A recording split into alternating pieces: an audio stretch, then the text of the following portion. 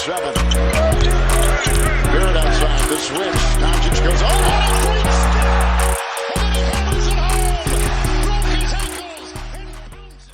What's going on, guys? Welcome back to a brand new video. I hope you guys are having an amazing day or night. But before we officially get into the video, I want to give a big shout out to all you guys that do go on to support the channel. This channel is literally not possible without you guys. Anyone that subscribes, hits that like button, leaves positive feedback down below in the comment section, and anyone that dislikes or just leaves negative hate down below in the comment section as well. This channel wouldn't be possible without you guys, because if it wasn't for the haters, I wouldn't be motivated to continue to make content. I'm kidding. I love basketball. Who doesn't love basketball? It's the main reason I run this channel, and also because of my dad. If it wasn't for my dad, I wouldn't be a Knicks fan or a big time NBA fan. I just absolutely love the game. But anyway, big shout out to Joshua Craig and also Buzzer Beater for being great members of the channel. That's something that's very optional and something you definitely don't have to do. I appreciate all your guys' support, but you guys went on to take your support further, and you guys just have great NBA takes, just great Knicks knowledge, and I really appreciate you guys. So no further ado, let's talk about Jalen Green and Jonathan Kuminga's debut when it comes to Team Ignite taking on the Santa Cruz Warriors, such as guys like Jeremy Lin, such as guys like Jordan Poole, and such as a guy like Nico Mannion, who is a rookie. So no further ado, let's get right to the video. Starting off with Jonathan Kuminga, he's 6'8", 225 pounds with a 6'11" wingspan. If I could bank on between him and Jalen Green making an immediate impact right away in the NBA, it's definitely Jonathan Kuminga. Jalen Green has talent, but he's definitely very raw. I'm not saying a guy like Kuminga isn't raw, but he definitely has a more polished skill set entering the NBA.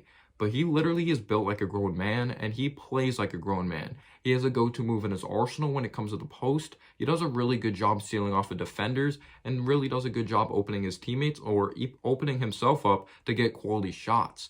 And it's really good that he has this grown man type of body because his handle's not the greatest. So he does a good job initiating contact, backing down guards, or even forwards like that are the same position as him. And it's crazy. He's bigger than some NBA guys out there. And he's definitely getting some tips probably in the post from a guy like Amir Johnson, or even a coach that have seen guys like in the post a lot of Brian Shaw, who used to play in the NBA. So it's really great to have those veterans out there like a J.R. Jack or even Amir Johnson. They may not play your position, but yes, they could tell you what they saw in the NBA game and how to read certain defenses off the pick and roll and that type of thing.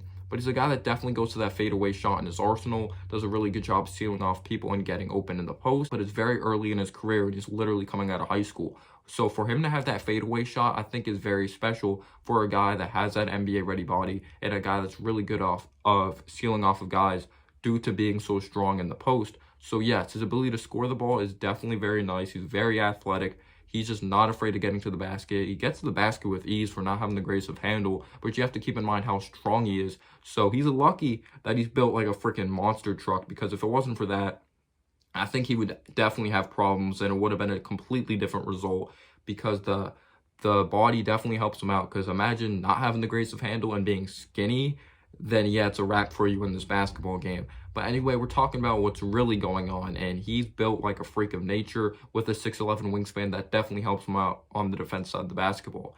His jump shot doesn't look completely broken. I think there is some mechanical issues that he can work on. I think he definitely needs more arc and more lift when it comes to his jump shot.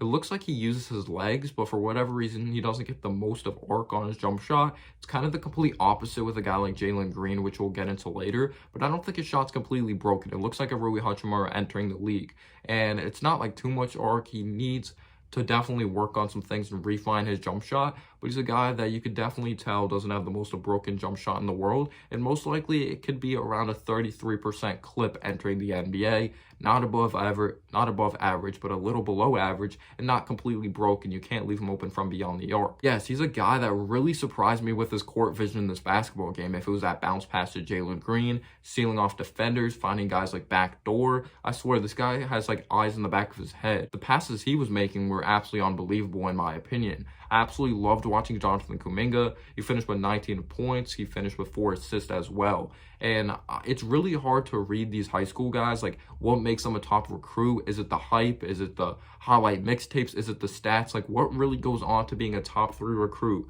like coming out of high school, or a top 10 recruit?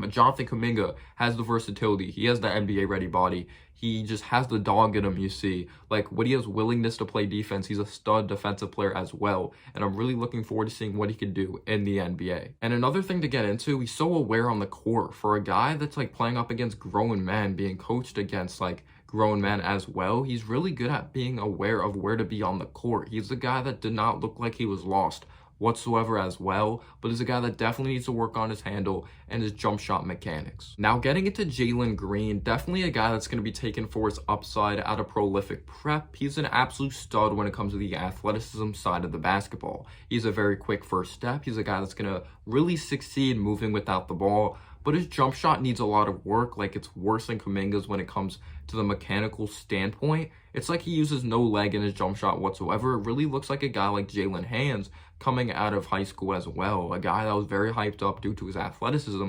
But I think Jalen Green is a different type of prospect. But he definitely has to use his legs more when it comes to his jump shot. And yes, he knocked down one in this game. Jalen Green had some turnovers. I think there was just some very bad timing when it came to seeing what he was trying to do on the basketball floor, of trying to make a certain pass. I see what he was trying to do, though. You could tell he's not dumb. Like, he keeps his head up. It's just the timing and just really anticipating when to make passes and not waiting till the last second, because the defenses are a lot quicker. This isn't college ball. This isn't a high school ball. This is actually quicker NBA types of defenses, and they have experience. There's some guys that have played in legitimate NBA games. As Jalen Green ended up finishing with 11 points, 5 rebounds, and 2 assists, he's a guy I didn't really know what to expect, because you can't really find high school tape out there, and you look at his mixtapes, it's literally him dunking the whole time. But he's a guy that actually has a solid handle, and I see the potential when it comes to the defense side of the basketball, being able to keep up with people with his speed. But let me know down below your thoughts and analysis on Jonathan Kuminga and Jalen Green. What were your thoughts on what you saw in their debut? And as always, guys, have a humble day or night. Peace out, y'all.